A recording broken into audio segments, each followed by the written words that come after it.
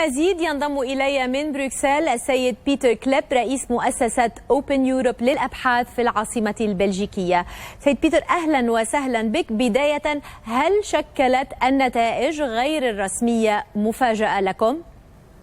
Yeah, to a certain extent. The opinion polls indicated that it was going to be a tight race between Prime Minister Rutte and right-wing populist Geert Wilders. But actually the gap is quite big. Rutte had quite a big win. طيب بيتر، هل الأزمة مع تركيا جعلت رئيس الوزراء الليبرالي مارك روتي أقرب إلى مزاج الناخبين القلقين من موضوع المهاجرين؟ Yes, definitely. All over the political spectrum, people agreed with the stance that Prime Minister Rutte took by refusing Turkish ministers from campaigning in the Netherlands, something that is perfectly in line with international law. The Netherlands could perfectly do that.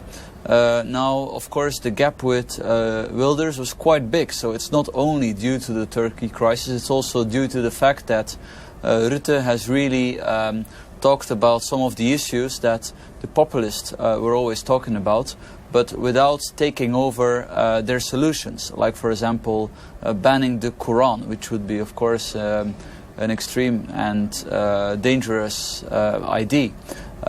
But to sort of discuss identity, unrestricted immigration, I think by discussing that and not avoiding these issues and proposing liberal solutions for it, I think Rutte has managed to convince a lot of voters that would otherwise perhaps have voted for Wilders.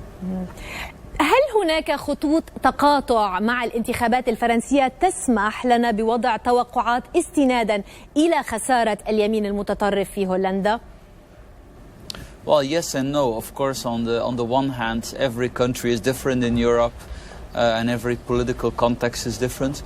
But on the other hand, we see that if politicians take the concerns of people that vote for these populists serious, and say, look, I mean, we're not going to avoid these challenges, and we're going to talk about it, and we're going to propose solutions that are better than the ones proposed by the populists, then I do think that they can win back a certain part and share of the electorate.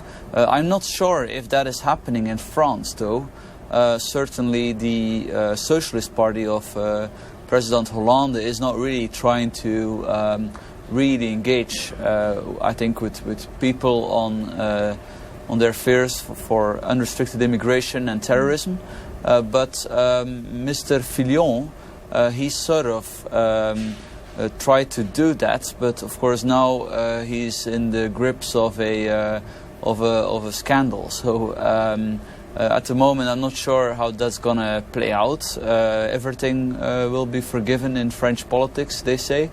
So maybe Fillon will come back and will sort of present himself as the Mark Rutte of France and as the more sensible alternative to Le Pen, maybe. But on the other hand, of course, for Le Pen it will be easy to put him down as someone who's criminal, given the fact that he's under investigation by the French justice. أخيرا، يقال بأن روتي الفائز سيحتاج زمنا طويلا لتشكيل حكومة بعد خسارة فادحة لحليفه الأصغر حزب العمل. هل لهذا انعكاس على الوضع الاقتصادي برأيك؟ Well, no. Also in the past, the Netherlands has taken quite a bit of time to agree a coalition.